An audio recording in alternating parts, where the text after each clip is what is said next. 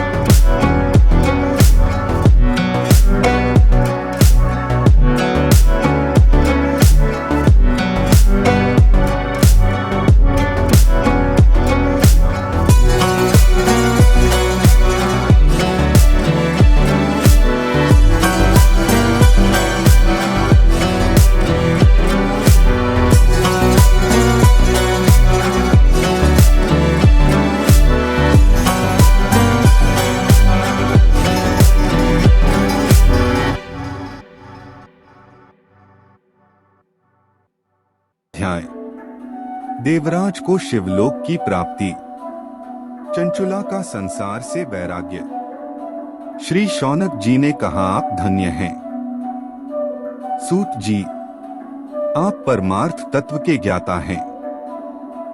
आपने हम पर कृपा करके हमें यह पातक उत और दिव्य कथा सुनाई है। भूतल पर इस कथा के समान कल्याण का और कोई साधन नहीं है। आपकी कृपा से यह बात हमने समझ ली है। सूत जी, इस कथा के द्वारा कौन से पापी शुद्ध होते हैं?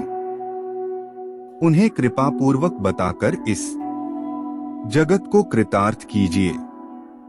सूत जी बोले, मुने, जो मनुष्य पाप, दुराचार तथा कामक्रोध, मद, लोभ में निरंतर डूबे रहते हैं, वे भी शिव पुराण पढ़ने अथवा सुनने से शुद्ध हो जाते हैं तथा उनके पापों का पूर्णतया नाश हो जाता है।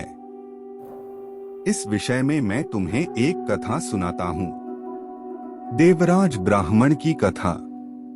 पहले की बात है कि रातों के नगर में देवराज नाम का एक ब्राह्मण रहता था। वह ज्ञान में दुर्बल, गरीब, रस बेचने वाला तथा वैदिक धर्म से विमुख था।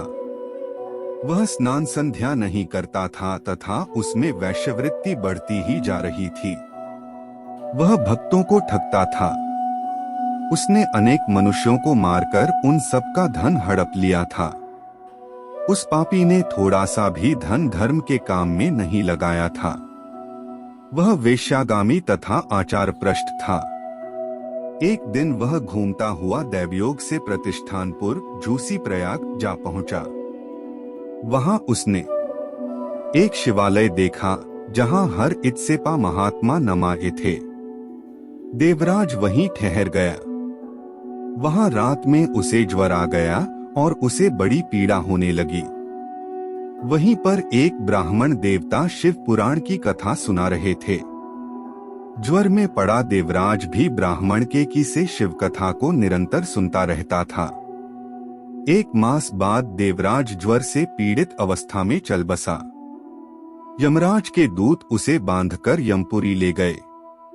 तभी वहां शिवलोक से भगवान शिव के पार्षद गण आ गए। वे कर्पूर के समान उज्ज्वल थे। उनके हाथ में पल्सर, शरीर पर भस्म और गले में रुद्राक्ष की माला उनके शरीर की शोभा बढ़ा रही थी। यमराज के दूतों को मारपीट कर देवराज को यमदूतों के चंगुल से छुड़ा लिया और वे उसे अपने अद्भुत विमान में बिठाकर जब कैलाश पर्वत पर ले जाने लगे तो यमपुरी में कोलाहल मच गया, जिसे सुनकर यमराज अपने भवन से बाहर आए। साक्षात रुद्रों के समान प्रतीत होने वाले इन दूतों का धर्मराज ने विधिपूर्वक पूजन कर ज्ञान दृष्टि से सारा मामला जान लिया। उन्होंने भय। 2 अध्याय। देवराज को शिवलोक की प्राप्ति, चंचुला का संसार से वैराग्य। श्री शौनक जी ने कहा, आप धन्य हैं सूत जी, आप परमार्थ तत्व के ज्ञाता हैं। आपने हम पर कृपा करके हमें यह पातक उत और दिव्य कथा सुनाई है। भूतल पर इस कथा के समान कल्याण का और कोई साधन नहीं है। आपकी कृपा से यह बात हमने समझ ली है। सूत जी, इस कथा के द्वारा कौन से पापी शुद्ध होते हैं? उन्हें कृपा पूर्वक बताकर इस जगत को कृतार्थ कीजिए। सूत जी बोले, मुने, जो मनुष्य पाप, दुराचार तथा कामक्रोध, मद, लोभ में निरंतर डूबे रहते हैं, वे भी शिव पुराण पढ़ने अथवा सुनने से शुद्ध हो जाते हैं तथा उनके पापों का पूर्णतया नाश हो जाता है। इस विषय में मैं तुम्हें एक कथा सुनाता हूँ। देवराज ब्राह्मण की कथा। पहले की बात है कि रातों के नगर में देवराज नाम का एक ब्राह्मण रहता था। वह ज्ञान में दुर्बल, गरीब, रस बेचने वाला तथा वैदिक धर्म से विमुख था। वह स्नान संध्या नहीं करता था तथा उसमें वैश्यवृत्ति बढ़ती ही जा रही थी। वह भक्तों को ठगता था। उसने अनेक मनुष्यों को मारकर उन सबका धन हड़प लिया था। उस पापी ने थोड़ा सा भी धन धर्म के काम में नहीं लगाया था। वह वेश्यागामी तथा आचार भ्रष्ट था। एक दिन वह घूमता हुआ दैवयोग से प्रतिष्ठानपुर, झूसी प्रयाग जा पहुंचा। वहां उसने एक शिवालय देखा जहां हर इत्सेपा महात्मा नमाए थे। देवराज वहीं ठहर गया। वहां रात में उसे ज्वर आ गया और उसे बड़ी पीड़ा होने लगी। वहीं पर एक ब्राह्मण देवता शिव पुराण की कथा सुना रहे थे। ज्वर में पड़ा देवराज भी ब्राह्मण के की से शिव कथा को निरंतर सुनता रहता था।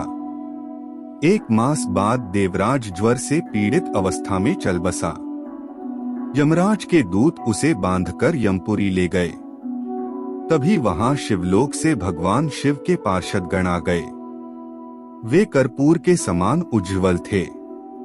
उनके हाथ में पल्सर, शरीर पर भस्म और गले में रुद्राक्ष की माला उनके शरीर की शोभा बढ़ा रही थी। यमराज के दूतों को मारपीट कर देवराज को यमदूतों के चंगुल से छुड़ा लिया और वे उसे अपने अद्भुत विमान में बिठाकर जब कैलाश पर्वत पर ले जाने लगे तो यमपुरी में कोलाहल मच गया, जिसे सुनकर यमराज अपने भवन से बाहर आए। साक्षात रुद्रों के समान प्रतीत होने वाले इन दूतों का धर्मराज ने विधिपूर्वक पूजन कर ज्ञान दृष्टि से सारा मामला जान लिया। उन्होंने भय के कारण भगवान शिव के दूतों से कोई बात नहीं पूछी। तत्पश्चात शिवदूत देवराज को लेकर कैलाश चले गए और वहां जाकर इउंचकर उन्होंने ब्राह्मण को करुणावतार भगवान शिव के हाथों में सौंप दिया। शौनक जी ने कहा, महाभाग सूत जी, आप सर्वज्ञ हैं। आपके कृपा प्रसाद से मैं कृतार्थ हुआ। इस इतिहास को ही दो मेरा मन आनंदित हो गया है। आठ भगवान शिव में प्रेम बढ़ाने वाली दूसरी कथा भी कहिए। तीसरा अध्याय, बिंदुक ब्राह्मण की कथा। श्री सूत जी बोले, शौनक सुनो, मैं तुम्हारे सामने एक अन्य गोपनीय कथा का वर्णन करूंगा, क्योंकि तुम शिव भक्तों में अग्रगण्य व वेदवेत्ताओं में श्रेष्ठ हो। समुद्र के निकटवर्ती प्रदेश में वाशकल नामक गांव है, जहां वैदिक धर्म से विमुख महापापी मनुष्य रहते हैं। वे सभी दुष्ट हैं एवं उनका मन दूषित विषय भोगों में ही लगा रहता है। वे देवताओं एवं भाग्य पर विश्वास नहीं करते। वे सभी कुटिल वृत्ति वाले हैं, किसानी करते हैं और विभिन्न प्रकार के अस्त्र शस्त्र रखते हैं। वे व्यभिचारी हैं। वे इस बात से पूर्णतः अनजान हैं कि ज्ञान, वैराग्य तथा सद्धर्म ही मनुष्य के लिए परम पुरुषार्थ हैं। वे सभी ही हैं। अन्य ही आके लोग भी उन्हीं की तरह बुरे विचार रखने वाले धर्म से विमुख हैं। वे नित्य कुकर्म में लगे रहते हैं एवं सदा विषय भोगों में डूबे रहते हैं। वहां की स्त्रियां बुर स्वभाव की, स्वेच्छाचारिणी, पाप में डूबी सोच वाली और व्यभिचारिणी हैं। वे सभी सद्व्यवहार तथा सदाचार से सर्वथा शून्य हब वहां सिर्फ दुष्टों का निवास है। वाशकल नामक गांव में बिंदुक नाम का एक ब्राह्मण रहता था। वह अधर्मी, दुरात्मा एवं महापापी था। उसकी स्त्री बहुत सुंदर थी। उसका नाम चंचुला था। वह सदा उत्तम धर्म का पालन करती थी, परंतु बिंदुक वेश्यागामी था। इस तरह कुकर्म करते हुए बहुत समय व्यतीत हो गया। उसकी स्त्री काम से पीड़ित होने पर भी स्वधर्मनाश के भय से क्लेश सहकर भी काफी समय तक धर्म भ्रष्ट नहीं हुई, परंतु आगे चलकर वह भी अपने दुराचारी पति के आचरण से प्रभावित होकर हल और अपने धर्म से विमुख हो गई। इस तरह दुराचार में डूबे हुए उन पति पत्नी का बहुत सा समय व्यर्थ बीत गया। वेश्यागामी, दूषित बुद्धि वाला वह ब्राह्मण बिंदास समयानुसार मृत्यु को प्राप्त हो नरक में चला गया। बहुत दिनों तक नरक के दुखों को वह मूढ़ बुद्ध पापी विंध्य पर्वत पर भयंकर पिशाच हुआ। इधर उस दुराचारी बिंदुक के मर जाने पर वह चंचुला नामक स्त्री बहुत समय तक पुत्रों के साथ अपने घर में रहती रही। पति की मृत्यु के बाद वह भी अपने धर्म से गिरकर पर पुरुषों का संग करने लगी थी। सतिया विपत्ति अपने धर्म का पालन करना नहीं छोड़ती। यही तो तप है।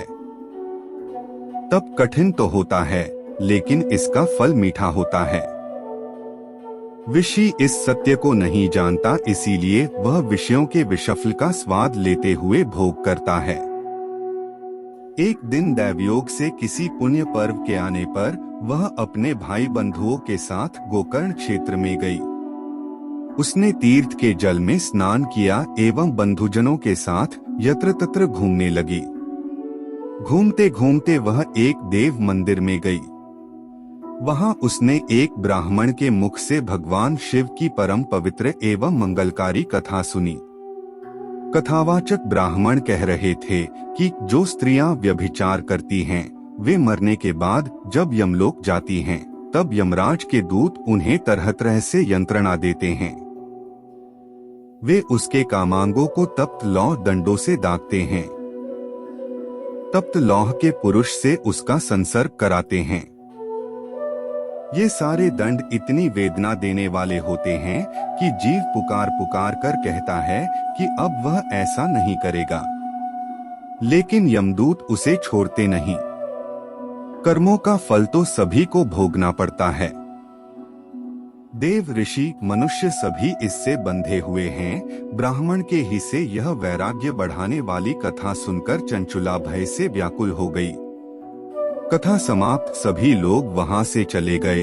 तब कथा बांचने वाले ब्राह्मण देवता से चंचुला ने कहा, हे ब्राह्मण, धर्म को न जानने के कारण मेरे द्वारा बहुत बड़ा दुराचार हुआ है। स्वामी, मेरे ऊपर दान कर मेरा उद्धार कीजिए। आपके प्रवचन हक इस संसार से वैराग्य हो गया। मुझ मूढ़ चित्त वाली पापिनी को धिक्कार है। मैं बुरे विषयों में फंसकर अपने धर्म से विमुख हो गई थी। कौन मुझ जैसी कुमार्ग में मन लगाने वाली पापिनी का साथ देगा? जब यमदूत मेरे गले में फंदा डालकर मुझे बांधकर ले जाएंगे और नरक में मेरे शरीर के टुकड़े करेंगे, तब मैं कैसे उन महायातनाओं को सहन कर पाऊंगी? मैं सब प्रकार से नष्ट हो गई हूँ, क्योंकि अभी तक मैं हर तरह से पाप में डूबी रही हूँ। हे ब्राह्मण, आप मेरे गुरु हैं, आप कीजिए माता पिता हैं। मैं आपकी शरण में आई हूँ। मुझ अबला का अब आप ही उद्धार ए। सूत जी कहते हैं, शौनक, इस प्रकार विलाप करती हुई चंचुला ब्राह्मण देवता के चरणों में गिर पड़ी। तब ब्राह्मण ने उसे कृपापूर्वक उठाया। चौथा अध्याय। चंचुला की शिव कथा सुनने में रुचि और शिवलोक गमन। ब्राह्मण बोले, नारी, तुम सौभाग्यशाली हो जो भगवान शंकर की कृपा से तुमने वैद शिव पुराण की कथा खाकर समय से अपनी गलती का एहसास कर लिया है। मत और भगवान शिव की शरण में जाओ। उनकी परम कृपा से तुम्हारे सभी पाप नष्ट हो जाएंगे। मैं तुम्हें भगवान शिव की कथा सहित वह मार्ग बताऊंगा जिसके द्वारा तुम्हें सुख देने वाली उत्तम गति प्राप्त होगी। शिव कथा सुनने से तुम्हारी बुद्धि शुद्ध हो गई है और छू पश्चाताप हुआ है तथा मन में वैराग्य उत्पन्न हुआ है। पश्चाताप ही पाप करने वाले पापियों लिए सबसे बड़ा प्रायश्चित है। पश्चाताप ही पापों का शोधक है। इससे ही पापों की शुद्धि होती है। सत्पुरुषों के अनुसार पापों की शुद्धि के लिए प्रायश्चित पश्चाताप से ही संपन्न होता है। जो मनुष्य अपने कुकर्म के लिए पश्चाताप नहीं करता वह उत्तम गति प्राप्त नहीं करता, परंतु जिसे अपने कुकृत्य पर हार्दिक पश्चाताप होता है वह अवश्य उत्तम गति का भागीदार होता है। इसमें कोई शक नहीं है। शिव पुराण की कथा सुनने से चित्त की शुद्धि एवं मन निर्मल हो जाता है। शुद्ध चित्त में ही भगवान शिव व पार्वती का वास होता है। वह शुद्धात्मा पुरुष सदाशिव के पद को प्राप्त होता है। इस कथा का श्रवण सभी मनुष्यों के लिए कल्याणकारी है। अत इसकी आराधना व सेवा करनी चाहिए।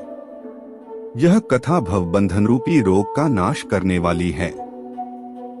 भगवान शिव की कथा सुनकर हृदय में उसका मनन करना चाहिए। इससे चित्त की शुद्धि होती है। चित्त शुद्धि होने से ज्ञान और वैराग्य के साथ महेश्वर की भक्ति निश्चय ही प्रकट होती है तथा उनके अनुग्रह ग्रह से दिव्य मुक्ति प्राप्त होती है। जो मनुष्य माया के प्रति आसक्त है वह इस संसार बंधन से मुक्त नहीं हो पाता है। ब्राह्मण पत्नी, तुम अन्य विषयों से अपने मन को हटाकर भगवान शंकर की इस परम पावन कथा को सुनो। इससे तुम्हारे चित्त की शुद्धि होगी और तुम्हें मोक्ष की प्राप्ति होगी। जो मनुष्य निर्मल हृदय से भगवान शिव के चरणों का चिंतन करता है उसकी एक ही जन्म में मुक्ति हो जाती है। सूत जी कहते हैं, शौनक, यह कहकर वे ब्राह्मण चुप हो गए। उनका हृदय करुणा से भर गया। वे ध्यान में मग्न हो गए। ब्राह्मण का उक्त उपदेश सुनकर चंचुला के नेत्रों में आनंद के आंसू छलक आए। वह हर्ष भरे हृदय से ब्राह्मण देवता के चरणों में गिर गई और हाथ जोड़कर बोलिए कृतार्थ हो गई। हे ब्राह्मण, शिव भक्तों में श्रेष्ठ स्वामिन, आप धन्य हैं। आप परमार्थदर्शी हैं और सदा परोपकार में लगे रहते हैं। साधो, मैं नरक के समुद्र में गिर रही हूँ, कृपा कर मेरा उद्धार कीजिए। जिस पौराणिक व अमृत के समान सुंदर शिव पुराण कथा बात आपने की है, उसे सुनकर ही मेरे मन में वैराग्य उत्पन्न हुआ है। उस अमृतमयी शिव पुराण कथा को सुनने के लिए मेरे मन में बड़ी श्रद्धा हो रही है। कृपया आप मुझे उसे सुनाइए। सूत जी कहते हैं कि कथा सुनने की इच्छा मन में लिए हुए चंचुला उन ब्राह्मण देवता की सेवा में वही रहने लगी। उस गोकर्ण नामक महाक्षेत्र में उन ब्राह्मण देवता के मुख से चंचुला शिव पुराण की भक्ति, ज्ञान और वैराग्य बढ़ाने वाली और मुक्ति देने वाली परम उत्तम कथा सुनकर कृतार्थ हुई। उसका चित्त शुद्ध हो गया। वह अपने हृदय में शिव के सगुण रूप का चिंतन करने लगी। वह सदैव शिव के सच्चिदानंदमय स्वरूप का स्मरण करती थी। तत्पश्चात अपना समय पूर्ण होने पर चंचुला ने बिना किसी कष्ट के अपना शरीर त्याग दिया। उसे लेने के लिए एक विमान वहां पहुंचा। यह विमान शोभा साधनों से सजा था एवं शिव गणों से सुशोभित था। बंचुला विमान से कु पहुंची। उसके सारे पाप धुल गए। वह दिव्यांगना हो गई। वह मस्तक पर अर्धचन, 5 व अन्य दिव्य आभूषण पहने शिवपुरी पहुंची। वहां उसने सनातन देवता त्रिनेत्रधारी शिव को देखा। सभी देवता उनकी सेवा में भक्तिभाव से उपस्थित थे। उनकी अंग कांति करोड़ों सूर्यों के समान प्रकाशित हो रही थी। 5 मुख और हर मुख में 3-3 नेत्र थे। मस्तक पर अर्धचंद्राकार शोभायमान हो रहा था। कंठ में नील चिन्ह था। उनके साथ में देवी गौरी विराजमान थी, जो विद्युत पुंज के समान प्रकाशित हो रही थीं। महादेव जी की कांति कपूर के समान गौर थी। उनके शरीर पर श्वेत वस्त्र थे तथा शरीर श्वेत भस्म से युक्त था। इस प्रकार भगवान शिव के परम उज्ज्वल रूप के दर्शन कर चंचुला बहुत प्रसन्न हुई। उसने भगवान को बारंबार प्रणाम किया और हाथ जोड़कर प्रेम, आनंद और संतोष से युक्त हो विनीत भाव से खड़ी हो गई। उसके नेत्रों से आनंदाश्रुओं की धारा बहने लगी। भगवान शंकर व भगवती गौरी उमा ने करुणा के साथ सौम्यबू देखकर चंचुला को अपने पास बुलाया। गौरी उमा ने उसे प्रेम पूर्वक अपनी सखी बना लिया। चंचुला सुखपूर्वक भगवान शिव के धाम में उमा देवी की सखी के रूप में निवास करने लगी। 5वां अध्याय, बिंदुक का पिशाच योनि से उद्धार। सूत जी बोले, शौनक, एक दिन चंचुला आनंद में मग्न उमा देवी के पास गई और दोनों हाथ जोड़कर उनकी स्तुति करने लगी। चंचुला बोली, हे गिरिराज नंदिनी स्कंदमाता उमा, आप सभी मनुष्यों एवं देवताओं द्वारा पूज्य तथा समस्त सुखों को देने वाली हैं। आप शंभु प्रिया हैं। आप ही सगुणा और निर्गुणा हैं। है सच्चिदानंद स्वरूपिणी। आप ही प्रकृति की पोषक हैं। हे माता, आप ही संसार की सृष्टि, पालन और संहार करने वाली हैं। आप ही ब्रह्मा, विष्णु और महेश को उत्तम प्रतिष्ठा देने वाली परम शक्ति हैं।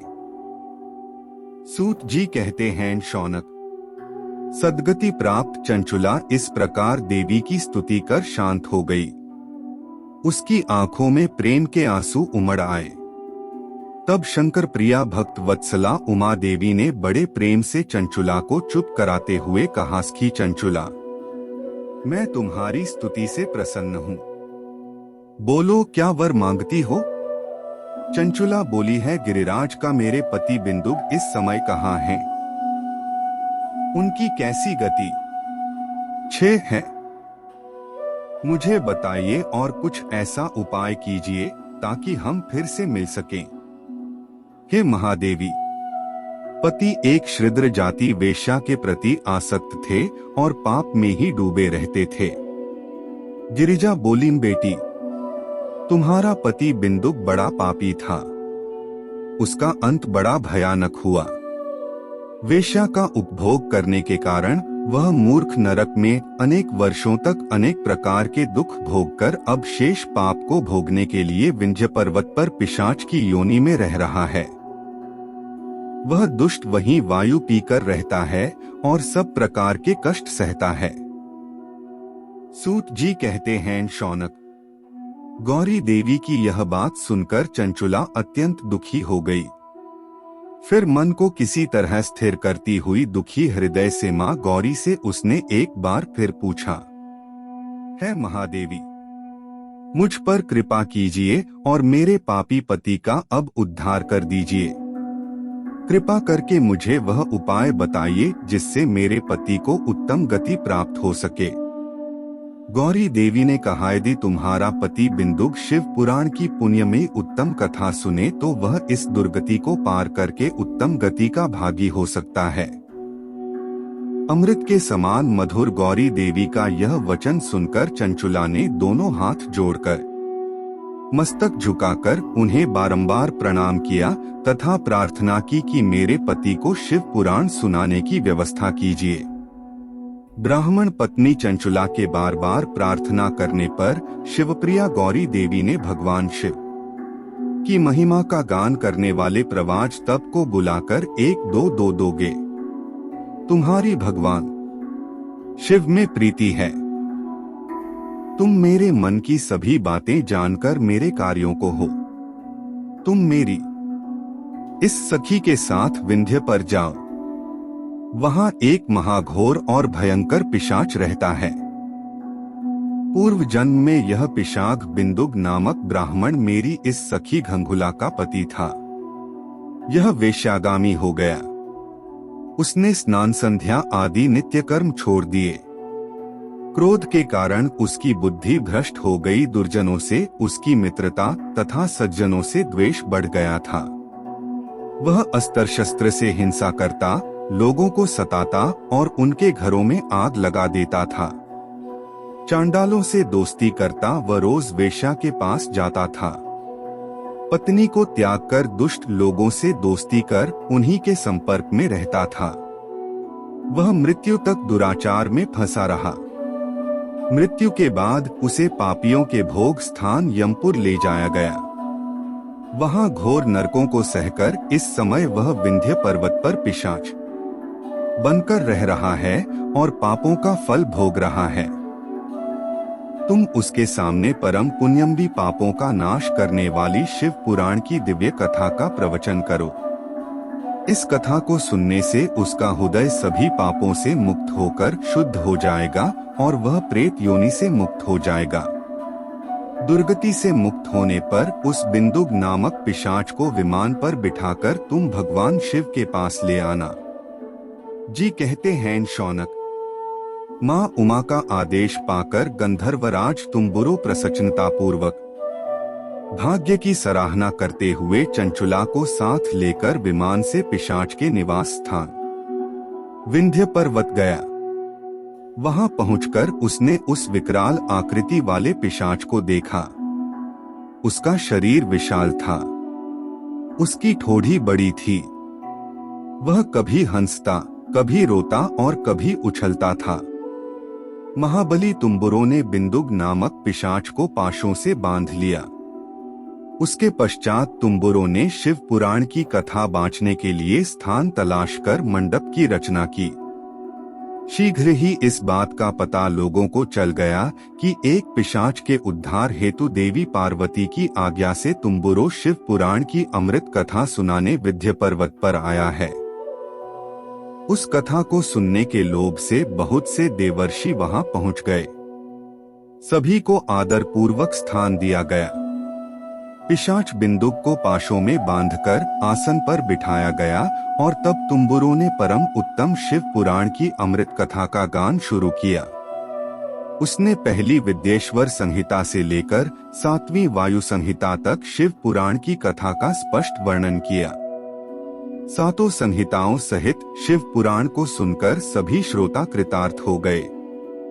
परम पुण्यमय शिव पुराण को सुनकर पिशाच सभी पापों से मुक्त हो गया और उसने पिशाच शरीर का त्याग कर दिया। शीघ्र ही उसका रूप दिव्य हो गया। उसका शरीर गौर वर्ण का हो गया। शरीर पर खत बल एव योग के आभूषण आ गए।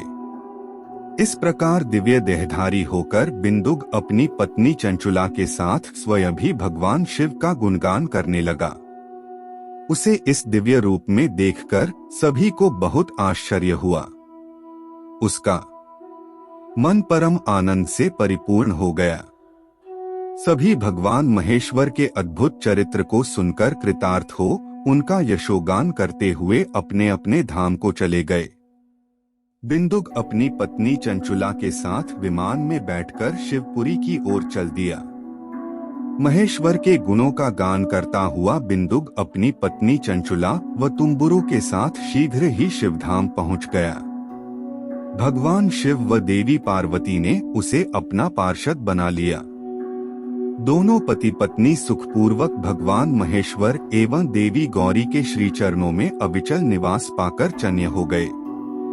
छठा अध्याय, शिव पुराण के श्रवण की विधि। शौनक जी कहते हैं, महाप्राज्य च्यूत जी, आप धन्य एवं शिवभक्तों में श्रेष्ठ हैं। हम पर कृपा कर हमें कल्याणमय शिव पुराण के श्रवण की विधि बताइए, जिससे सभी श्रोताओं को संपूर्ण उत्तम फल की प्राप्ति हो। सूत जी ने कहा, मुने शौनक, तुम्हें संपूर्ण फल की प्राप्ति के लिए मैं शिव पुराण की विधि सविस्तार बताता हूँ। सराथम किसी ज्योतिषी को बुलाकर दान से संत कर उससे कल दा शूच मुंह निकलवाना चाहिए और उसकी सूचना का संदेश सभी लोगों तक पहुंचाना चाहिए कि हमारे यहाँ शिव पुराण की कथा होने वाली है। अपने कल्याण की इच्छा रखने वालों को इसे सुनने अवश्य पधारना चाहिए। देश देश में जो भी भगवान शिव के भक्त हों तथा शिव कथा के कीर्तन और श्रवण के उत्सुक हों, उन सभी को आदर पूर्वक बुलाना चाहिए और उनका आदर आत्वार करना चाहिए। शिव पुराण सुनने के लिए मंदिरर्थ उनप्रत अथवा घर में ही उत्तम स्थान का निर्माण करना चाहिए के खंभा से सुशोभित कथा मंडप तैयार कराएं। उसे सब और फल पुष्प सुंदर चंदोवे से अलंकृत करना चाहिए। चारों कोनों पर ध्वज लगाकर उसे विभिन्न सामग्री से सुशोभित करें। भगवान शंकर के लिए भक्ति पूर्वक दिव्य आसन का निर्माण करना चाहिए तथा कथा वाचक के लिए भी दिव्य आसन का निर्माण करना चाहिए। नियम पूर्वक कथा सुनने वालों के लिए भी सुयोग्य आसन की व्यवस्था करें तथा अन्य लोगों के बैठने की भी व्यवस्था करें।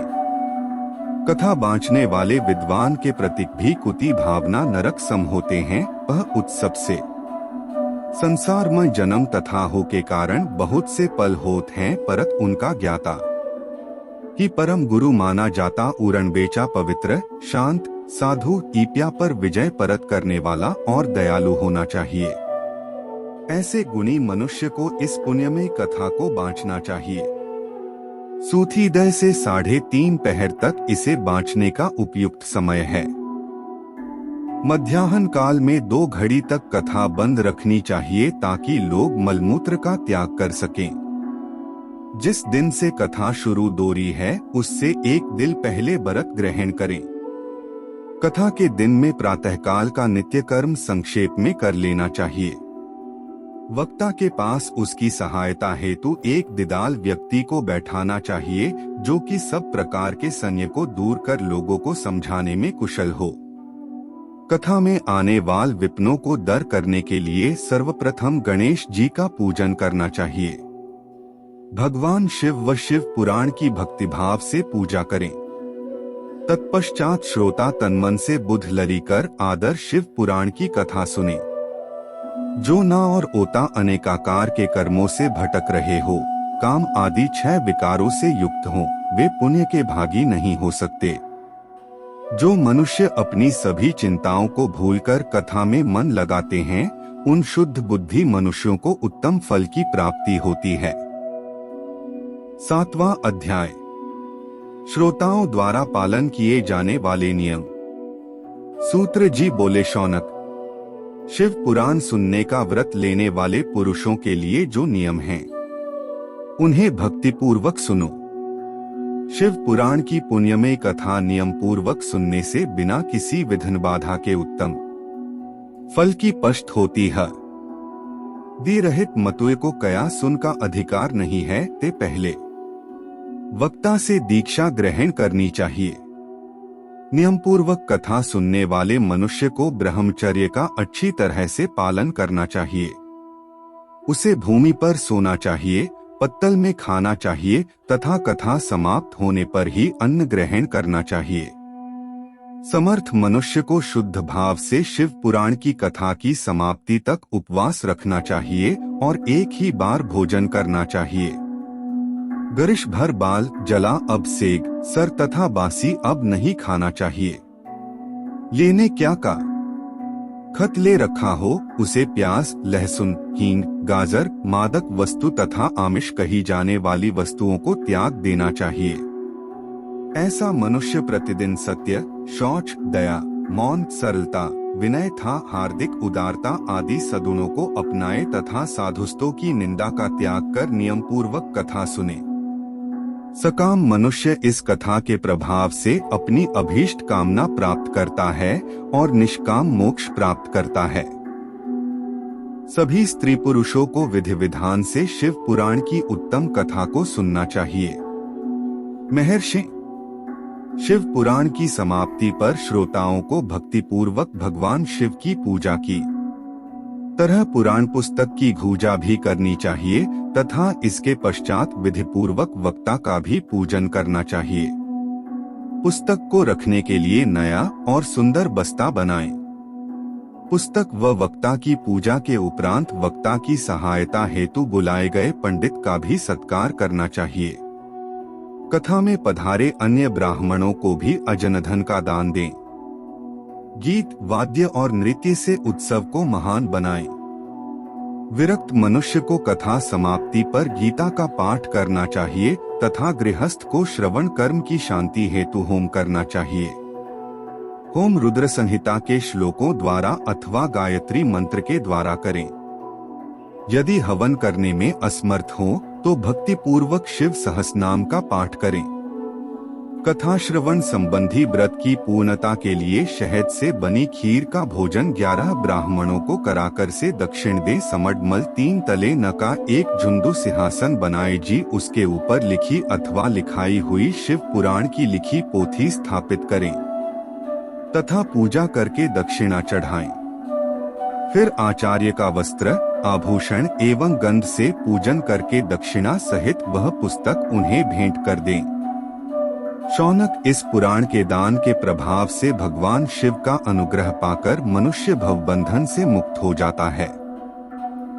शिव पुराण को विधि पूर्वक संपन्न करने पर यह संपूर्ण फल देता है तथा भोग और मोक्ष प्रदान करता है। मुने, शिव पुराण का सारा महात्म्य जो संपूर्ण फल देने वाला है मैंने तुम्हें सुना दिया है। अब आप और क्या सुनना चाहते हो?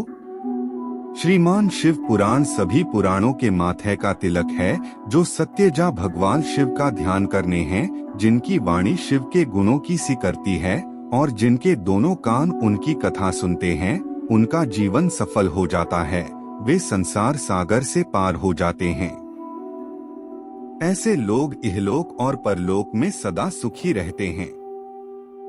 भगवान शिव के सच्चिदानंदमय स्वरूप का स्पर्श पाकर ही समस्त प्रकार के कष्टों का निवारण हो जाता है।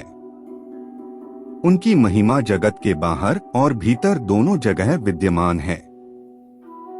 उन अनंत आनंद रूप परम शिव की मैं शरण लेता हूँ। 8वां अध्याय, ब्रह्मा का अभिमान भंग। जंदिकेश्वर बोले, महादेव जी ब्रह्मा जी के छल पर अत्यंत क्रोधित हुए।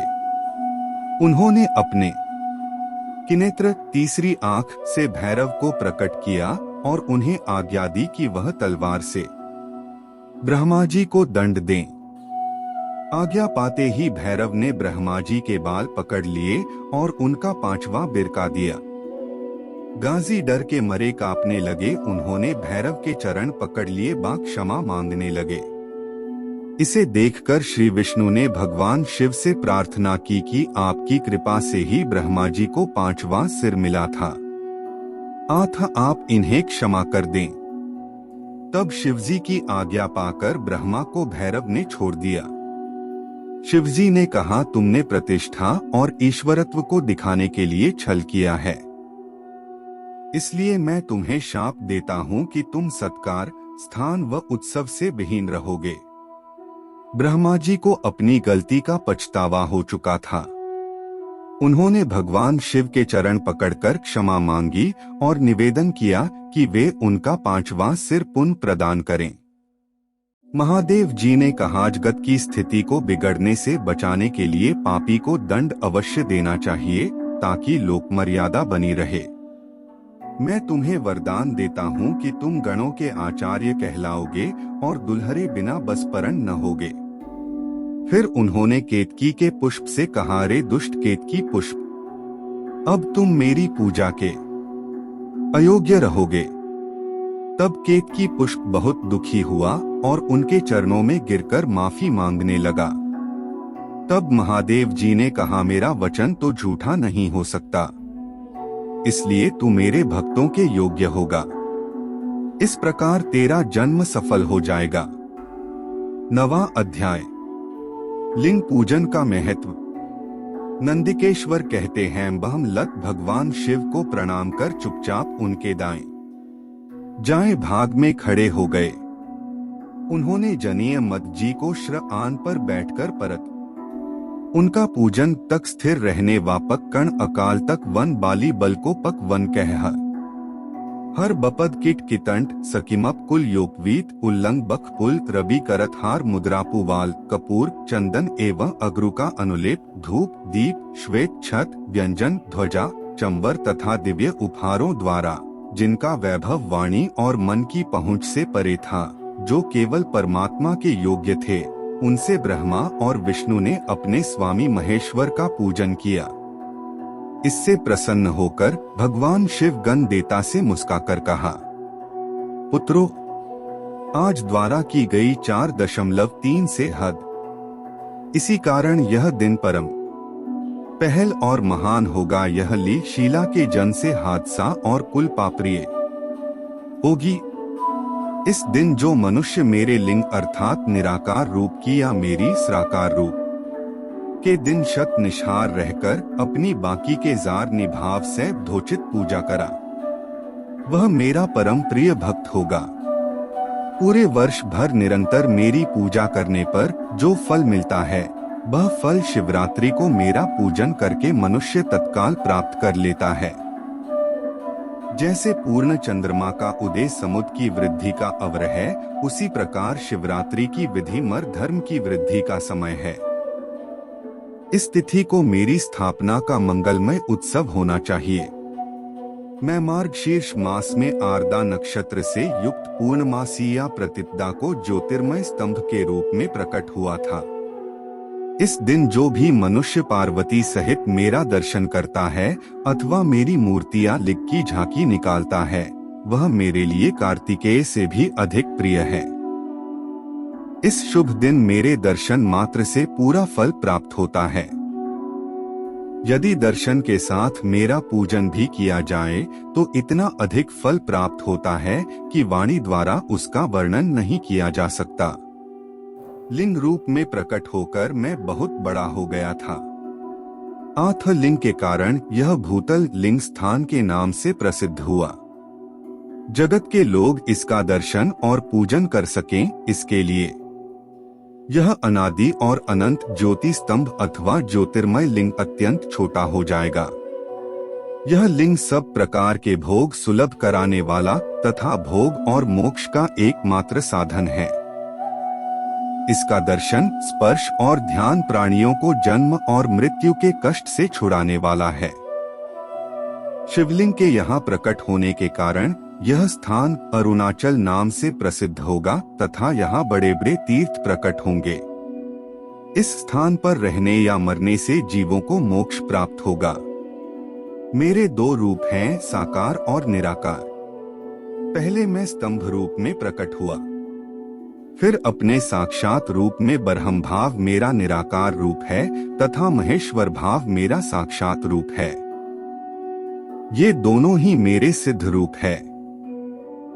मैं ही पखम परमात्मा हूँ। जीवों पर अनुग्रह करना मेरा कार्य है।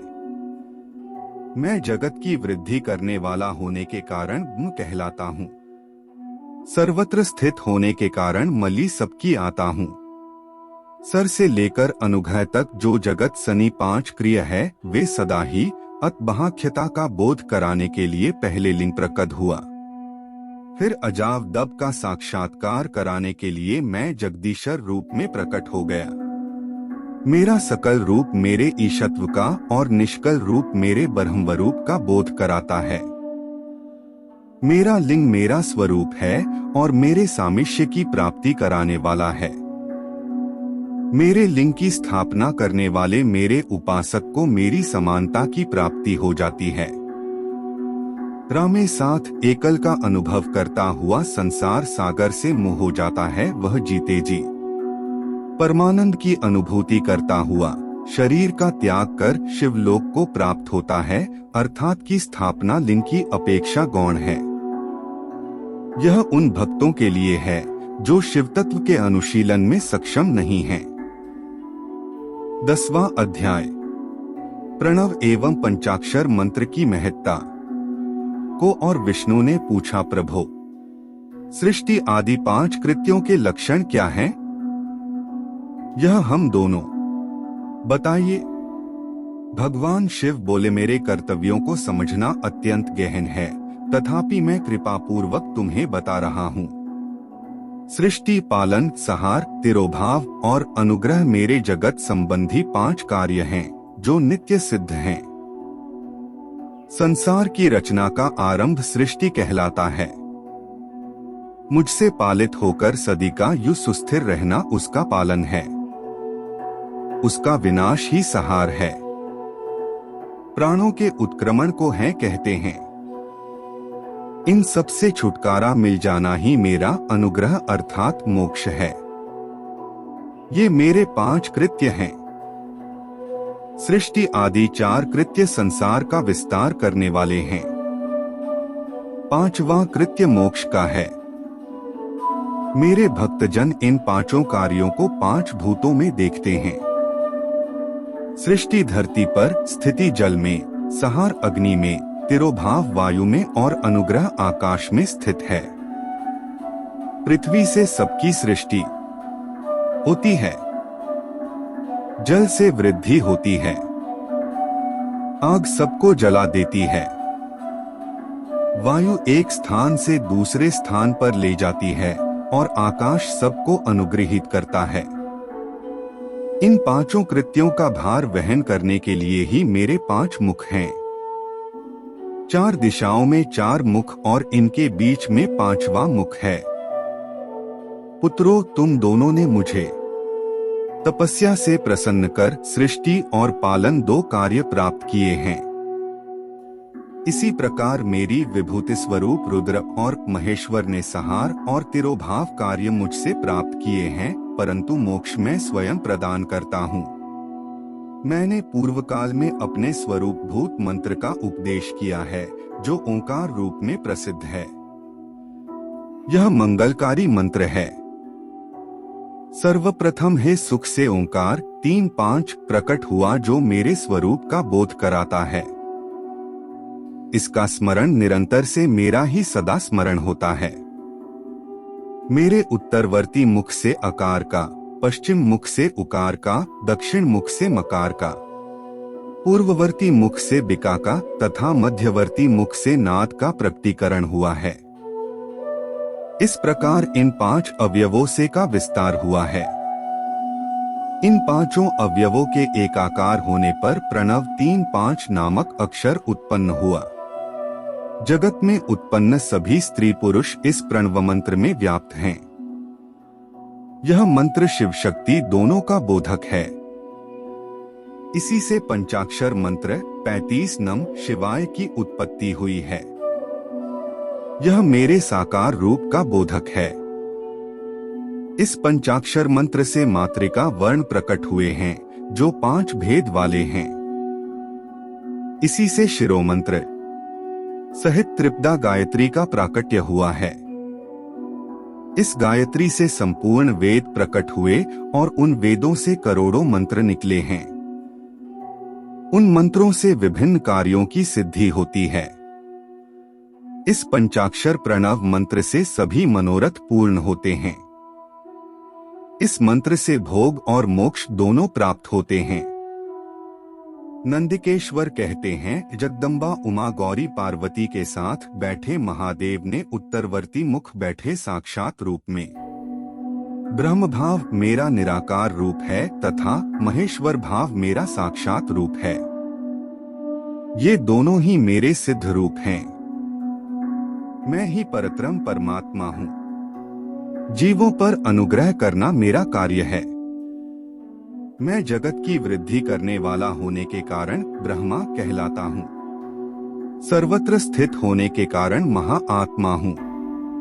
सर्ग से लेकर अनुग्रह तक जो जगत संबंधी 5 कृत्य हैं, वे सदा ही मेरी ब्रह्म रूपता का बोध कराने के लिए पहले लिंग प्रकट हुआ। फिर अज्ञात ईश्वरत्व का साक्षात्कार कराने के लिए मैं जगदीश्वर रूप में प्रकट हो गया। मेरा सकल रूप मेरे ईशत्व का और निष्कल रूप मेरे ब्रह्म स्वरूप का बोध कराता है। मेरा लिंग मेरा स्वरूप है और मेरे सामीप्य की प्राप्ति कराने वाला है। मेरे लिंग की स्थापना करने वाले मेरे उपासक को मेरी समानता की प्राप्ति हो जाती है तथा मेरे साथ एकत्व का अनुभव करता हुआ संसार सागर से मुक्त हो जाता है। वह जीते जी परमानंद की अनुभूति करता हुआ शरीर का त्याग कर शिवलोक को प्राप्त होता है, अर्थात मेरा ही स्वरूप हो जाता है। मूर्ति की स्थापना लिंग की अपेक्षा गौण है। यह उन भक्तों के लिए है जो शिव तत्व के अनुशीलन में सक्षम नहीं हैं। 10वां अध्याय प्रणव एवं पंचाक्षर मंत्र की महत्ता को। और विष्णु ने पूछा, प्रभो, सृष्टि आदि 5 कृत्यों के लक्षण क्या हैं? यह हम दोनों बताइए। भगवान शिव बोले, मेरे कर्तव्यों को समझना अत्यंत गहन है, तथापि मैं कृपा पूर्वक तुम्हें बता रहा हूँ। सृष्टि, पालन, संहार, तिरोभाव और अनुग्रह मेरे जगत संबंधी 5 कार्य हैं जो नित्य सिद्ध हैं। संसार की रचना का आरंभ सृष्टि कहलाता है। मुझसे पालित होकर सदिका सुस्थिर रहना उसका पालन है। उसका विनाश ही संहार है। प्राणों के उत्क्रमण को है कहते हैं। इन सब से छुटकारा मिल जाना ही मेरा अनुग्रह अर्थात मोक्ष है। ये मेरे 5 कृत्य हैं। सृष्टि आदि 4 कृत्य संसार का विस्तार करने वाले हैं। 5वां कृत्य मोक्ष का है। मेरे भक्तजन इन 5 कार्यों को 5 भूतों में देखते हैं। सृष्टि धरती पर, स्थिति जल में, संहार अग्नि में, तिरोभाव वायु में और अनुग्रह आकाश में स्थित है। पृथ्वी से सबकी सृष्टि होती है। जल से वृद्धि होती है। आग सबको जला देती है। वायु एक स्थान से दूसरे स्थान पर ले जाती है और आकाश सबको अनुग्रहित करता है। इन 5 कृत्यों का भार वहन करने के लिए ही मेरे 5 मुख हैं। 4 दिशाओं में 4 मुख और इनके बीच में 5वां मुख है। पुत्रों, तुम दोनों ने मुझे तपस्या से प्रसन्न कर सृष्टि और पालन 2 कार्य प्राप्त किए हैं। इसी प्रकार मेरी विभूति स्वरूप रुद्र और महेश्वर ने संहार और तिरोभाव कार्य मुझसे प्राप्त किए हैं, परंतु मोक्ष मैं स्वयं प्रदान करता हूँ। मैंने पूर्व काल में अपने स्वरूप भूत मंत्र का उपदेश किया है जो ओंकार रूप में प्रसिद्ध है। यह मंगलकारी मंत्र है। सर्वप्रथम है सुख से ओंकार 3-5 प्रकट हुआ जो मेरे स्वरूप का बोध कराता है। इसका स्मरण निरंतर से मेरा ही सदा स्मरण होता है। मेरे उत्तरवर्ती मुख से अकार का, पश्चिम मुख से उकार का, दक्षिण मुख से मकार का, पूर्ववर्ती मुख से बिका का तथा मध्यवर्ती मुख से नाद का प्रकटीकरण हुआ है। इस प्रकार इन 5 अवयवों से का विस्तार हुआ है।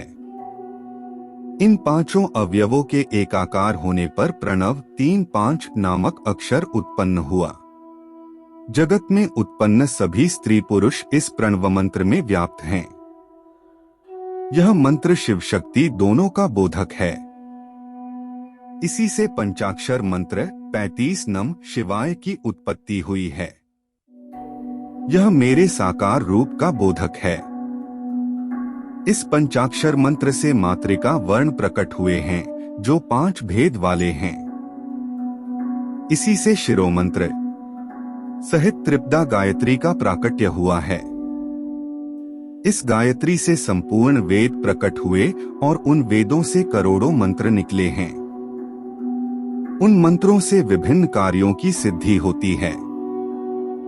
इस पंचाक्षर प्रणव मंत्र से सभी मनोरथ पूर्ण होते हैं। इस मंत्र से भोग और मोक्ष दोनों प्राप्त होते हैं। नंदिकेश्वर कहते हैं, जगदम्बा उमा गौरी पार्वती के साथ बैठे महादेव ने उत्तरवर्ती मुख बैठे ब्रह्मा और विष्णु को पर्दा करने वाले वस्त्र से आच्छादित कर उनके मस्तक पर अपना हाथ रखकर धीरे धीरे उच्चारण कर उन्हें उत्तम मंत्र का उपदेश दिया। 3 बार मंत्र का उच्चारण करके भगवान शिव ने उन्हें शिष्यों के रूप में दीक्षा दी।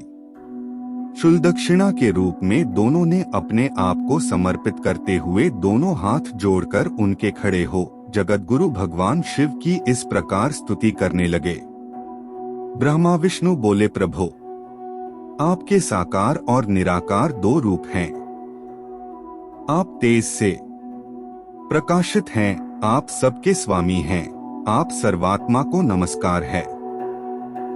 आप प्रणव मंत्र के बताने वाले हैं तथा आप ही प्रणव लिंग वाले हैं। सृष्टि, पालन, संहार, तिरोभाव और है ग्रह आदि आपके ही कार्य हैं। आपके 5 मुख हैं, आप ही परमेश्वर हैं, आप सबकी आत्मा हैं, ब्रह्मा हैं। आपके गुण और शक्तियां अनंत हैं। हम आपको नमस्कार करते हैं। इन पंक्तियों से स्तुति करते हुए गुरु महेश्वर को प्रसन्न कर ब्रह्मा और विष्णु ने उनके चरणों में प्रणाम किया। महेश्वर बोले, आर्द्रा नक्षत्र में चतुर्दशी को यदि इस प्रणव मंत्र का जप किया जाए तो यह अक्षय फल देने वाला है। सूर्य की संक्रांति में महा आर्द्रा नक्षत्र में एक बार किया प्रणव जप करोड़ों गुना जप का फल देता है। मृगशिरा नक्षत्र का अंतिम भाग तथा पुनर्वसु का शुरू का आर्जा, होम और तर्पण के लिए सदा आर्द्रा के समान ही है। मेरे लिंग का दर्शन प्रातः काल मध्याह्न से पूर्व काल में करना चाहिए। मेरे दर्शन पूजन के लिए चतुर्दशी तिथि उत्तम है। पूजा करने वालों के लिए मेरी मूर्ति और लिंग दोनों समान हैं। फिर भी मूर्ति की अपेक्षा लिंग का स्थान ऊंचा है। इसलिए मनुष्यों को शिवलिंग का ही पूजन करना चाहिए। लिंग का 30 मंत्र से और मूर्ति का पंचाक्षर मंत्र से पूजन करना चाहिए। शिवलिंग की स्वयं स्थापना करके या दूसरों से स्थापना करवाकर उत्तम द्रव्यों से पूजा करने से मेरा पद सुलभ होता है। इस प्रकार दोनों शिष्यों को उपदेश देकर भगवान शिव अंतर्धान हो गए। 11वां अध्याय, शिवलिंग की स्थापना और पूजन विधि का वर्णन। ऋषियों ने पूछा, सूत जी, शिवलिंग की स्थापना कैसे करनी चाहिए तथा उसकी पूजा कैसे, किस काल में तथा किस द्रव्य द्वारा करनी चाहिए। सूत जी ने कहा, महर्षियों, मैं तुम लोगों के लिए इस विषय का वर्णन करता हूँ, इसे ध्यान से सुनो और समझो। अनुकूल पे शुभ समय में किसी पवित्र तीर्थ में, नदी के तट पर, ऐसी जगह पर शिवलिंग की स्थापना चाहिए जहाँ रोज पूजन कर सके। पार्थिव द्रव्य से, जलमय द्रव्य से अथवा तेजस द्रव्य से पूजन करने से उपासक को पूजन का पूरा फल प्राप्त होता है। शुभ लक्षणों में पूजा करने पर यह तुरंत फल देने वाला है। चल प्रतिष्ठा के लिए छोटा शिवलिंग श्रेष्ठ माना जाता है। अचल प्रतिष्ठा हेतु बड़ा शिवलिंग अच्छा रहता है। शिवलिंग की पीठ सहित स्थापना करनी चाहिए। शिवलिंग की पीठ गोल, चौकोर, त्रिकोण अथवा खाट के पाए की भांति ऊपर नीचे मोटा और बीच में पतला होना चाहिए। ऐसा लिंग पीठ महान फल देने वाला होता है। पहले मिट्टी अथवा लोहे से शिवलिंग का निर्माण करना चाहिए। जिस द्रव्य से लिंग का निर्माण हो उसी से उसका पीठ बनाना चाहिए। यही अचल प्रतिष्ठा वाले शिवलिंग की विशेषता है। चल प्रतिष्ठा वाले शिवलिंग में लिंग व प्रतिष्ठा एक ही तत्व से बनानी चाहिए। लिंग की लंबाई स्थापना करने वाले मनुष्य के 12 अंगुल के बराबर होनी चाहिए। इससे कम होने पर फल भी कम प्राप्त होता है, परंतु 12 अंगुल से लंबाई अधिक भी हो सकती है। चल लिंग में लंबाई स्थापना करने वाले के 1 अंगुल के बराबर होनी चाहिए, उससे कम नहीं। यजमान को चाहिए कि पहले वह शिल्प शास्त्र के अनुसार देवालय बनवाए तथा उसमें सभी देवगणों की मूर्ति स्थापित करे। देवालय का गर्भगृह सुंदर, सु और स्वच्छ होना चाहिए। जमे पर पूर्व और पश्चिम में 2 मुख्य द्वार हों। जहां शिवलिंग स्थापना करनी हो उस स्थान के गर्त में नीलम, लाल वैदूर्य, श्याम, मरकत, मोती, मूंगा, गोमेद और हीरा इन 9 रत्नों को वैदिक मंत्रों के साथ छोड़े। 5 वैदिक मंत्रों द्वारा 5 स्थानों से पूजन करके अग्नि में आहुति दें और परिवार सहित मेरी पूजा करके आचार्य को धन से तथा भाई बंधुओं को मनचाही वस्तु से संतुष्ट करें।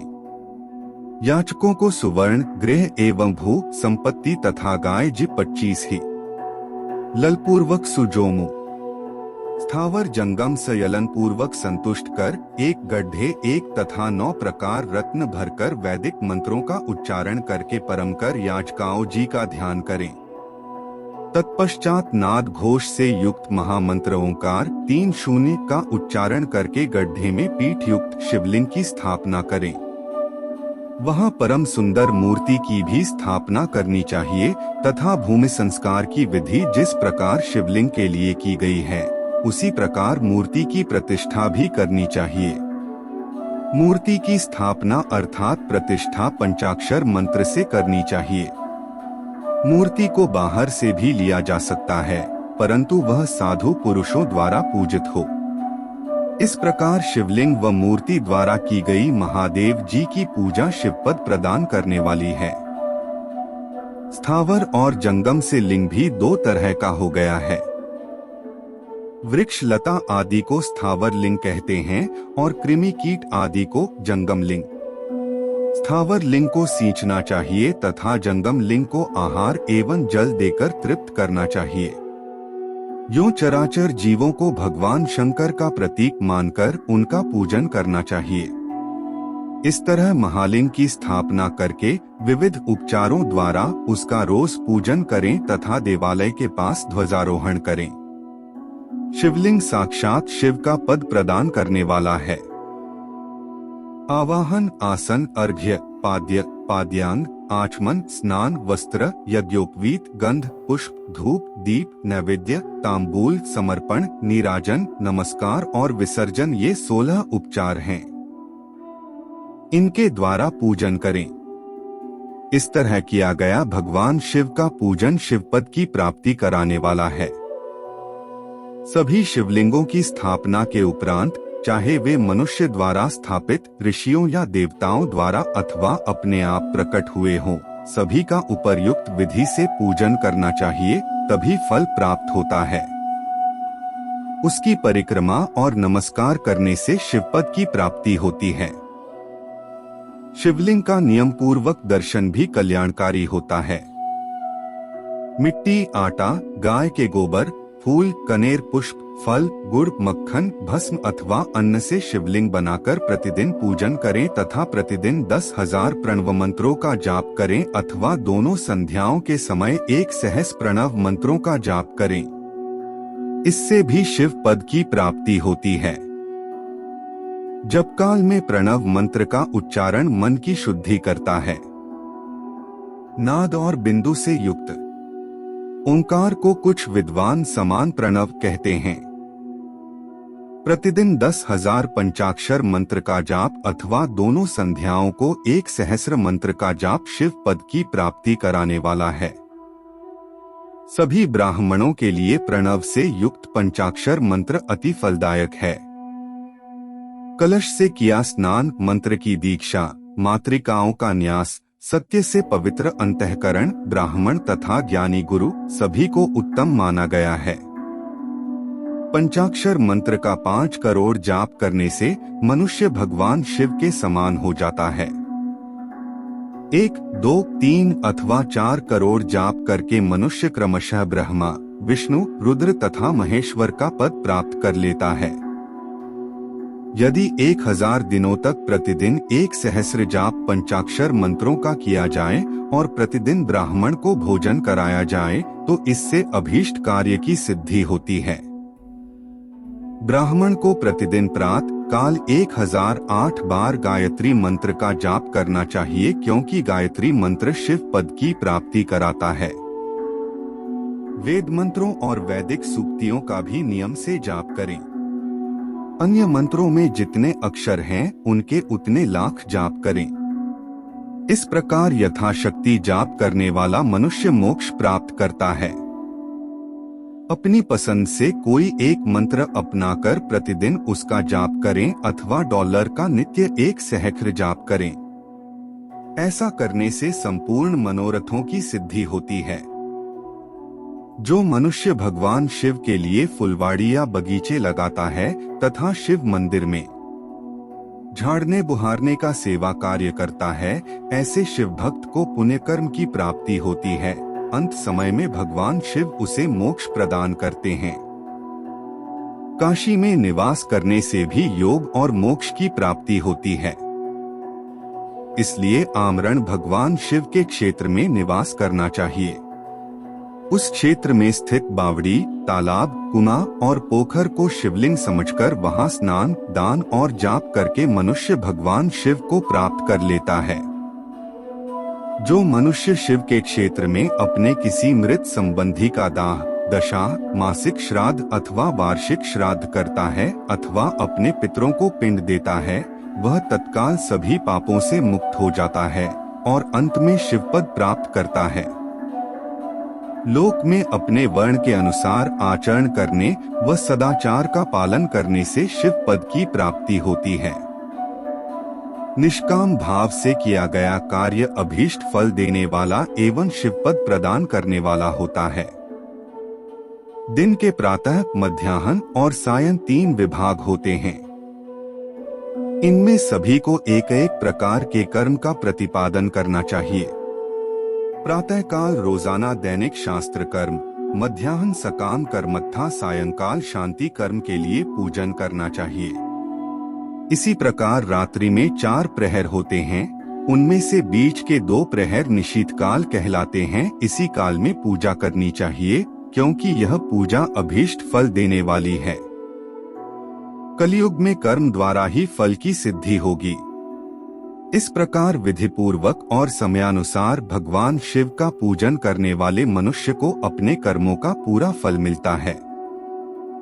ऋषियों ने कहा, सूत जी, ऐसे पुण्य क्षेत्र कौन कौन से हैं, जिनका आश्रय लेकर सभी स्त्री पुरुष शिवपद को प्राप्त कर लें? कृपया कर हमें बताइए।